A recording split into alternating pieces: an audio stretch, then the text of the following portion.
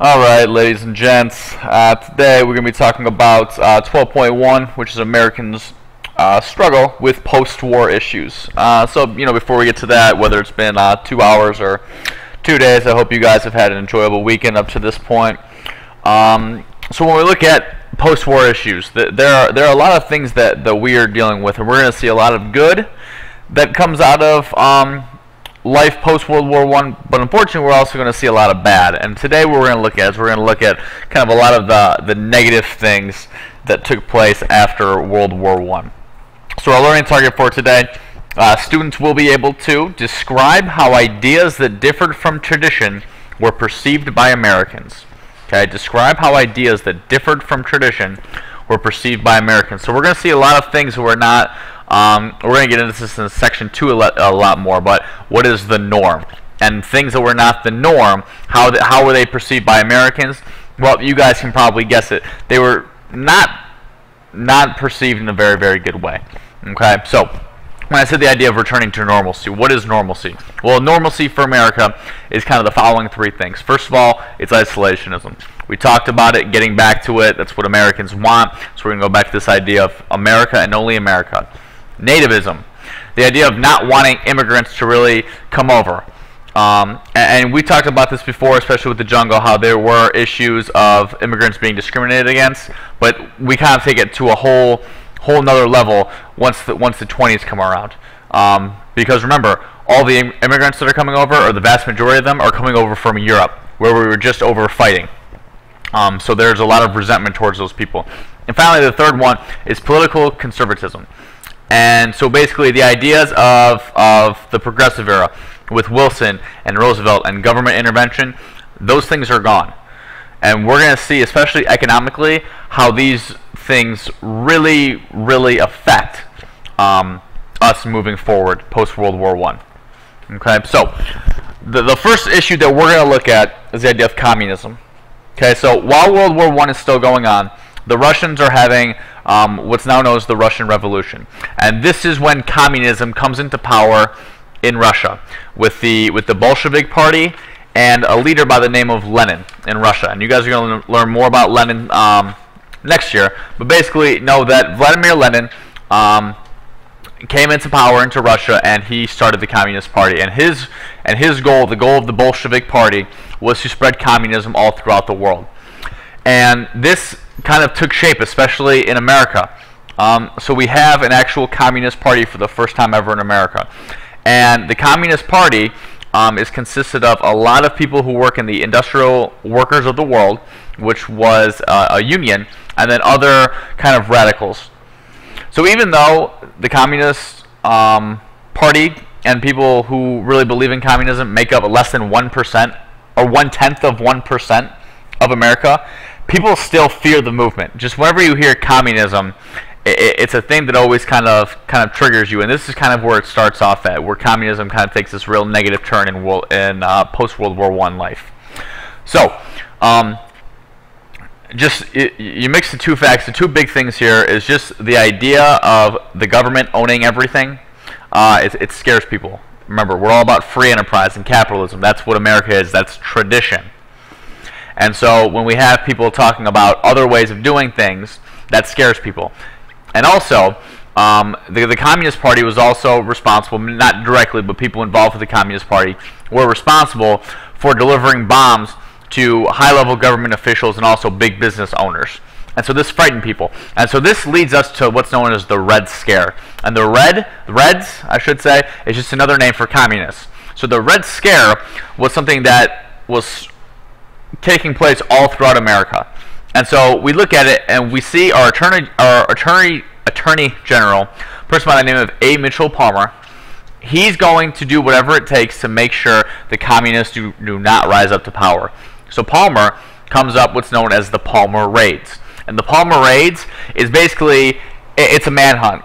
And what we're looking for is we're looking for communists who believe in total government control of all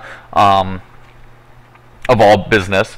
We have socialists who believe in partial/majority control of business. And we also have anarchists. And what anarchists are is simply a group of people that does not believe in any government whatsoever.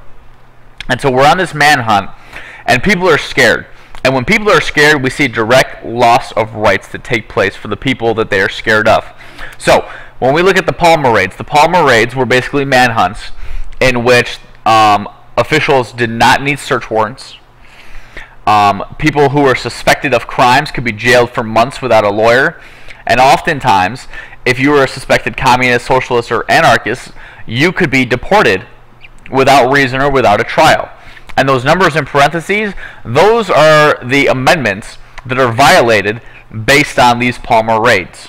Okay, so we look at the Fourth Amendment and the Sixth Amendment. The Fourth Amendment is search and seizure, and then the Sixth Amendment has to do with a trial by jury and kind of a speedy trial.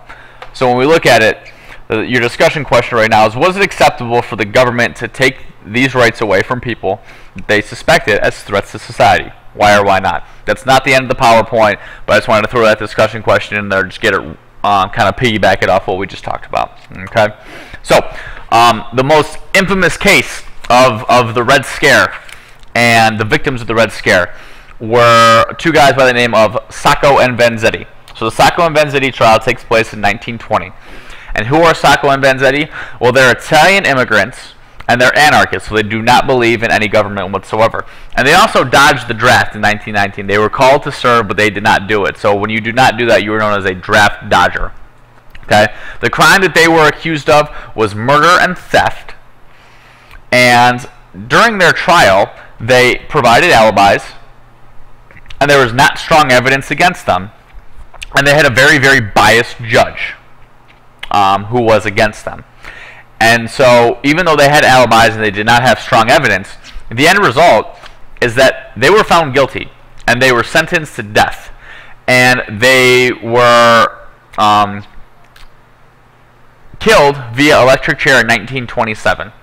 And so I thought that was it's a great quote from Vanzetti right there. The quote that he kind of brings about is, "I am suffering because I am a radical, and indeed I am a radical. I have suffered because I was an Italian, and indeed I am an Italian." So you guys don't have to write that part down. It was just a good quote because it's just saying, you know, that's who I am, and that's why you're scared of me, because of who I am, and that's not okay.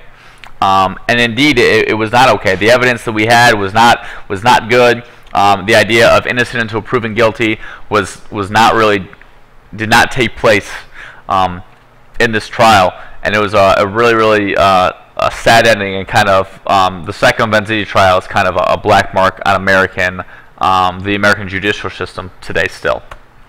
All right, the next group that we're going to look at is the KKK. Now the KKK goes MIA for about 45 years, but now they're back.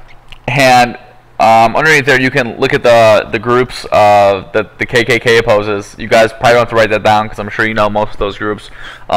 Black people, Catholics, Jews, immigrants. They were against alcohol. They were for prohibition and the 18th Amendment, which banned alcohol. They were against unions, and they were against urbanites. And what an urbanite is basically just someone who lives in an urban area. So the KKK is against all of those people. Why? Because they feel that it threatens the quote traditional American values. Okay. So why does the KKK come back? The KKK comes back because of the Great Migration, and we're going to look at what the Great Migration is later. But it's basically due to injustices in the South. We see a mass migration of African Americans from the South into the northern cities. As I just talked about, traditional American ideals or traditional American values were being threatened, and that they believe that foreigners, so immigrants, were overthrowing the way of life and what life was supposed to be like in America. All right, and then the final group that we're going to look at is unions and how unions suffered. Unions took a big hit in the 20s. Unions were linked to communism because of their idea of workers' rights. And remember, I mean, we talked about this a lot in the jungle with Upton Sinclair and with Yergi, and how Yergi turns to socialism, and how socialism is a milder form of communism. So this idea of equal rights and fair wages and pay and working conditions, these are all linked back to communism. And so we see this throwback before the progressive era when unions had no rights and really no activity, and we're seeing a fairly large decrease in the number of union memberships that take place in the 20s. And then we also see a huge lack of strikes that take place. And then the last reason why unions are suffering is because we have these new immigrants who are coming in from Europe post World War I, and they don't care about their working conditions. They don't want to go on strike because they don't want to lose their jobs. They are willing to work and they are willing to do whatever. So we see a lot of strikes that take place. The Boston police strike and the steel mill strike, which we're going to talk about on Monday, that kind of show us how unions have lost power in the 20s and how people are now, or how they're still even furthermore siding with big business. And so that's it for today. Make sure you guys go back and answer your discussion question. I hope you guys are having a great weekend and continue to have a great weekend, and I will see you guys all on Monday. All right? Have a good